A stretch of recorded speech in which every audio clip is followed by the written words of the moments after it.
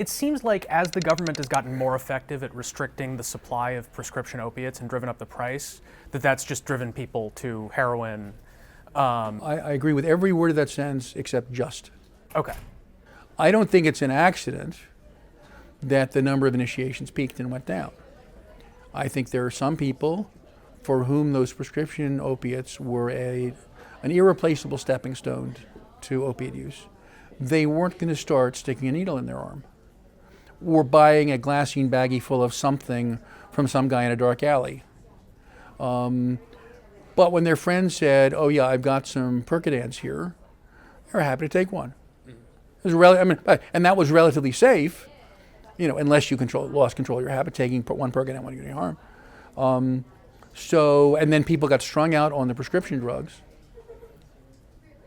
and they traded down to heroin because, for essentially unrelated reasons, over this same period, the price of heroin's been collapsing.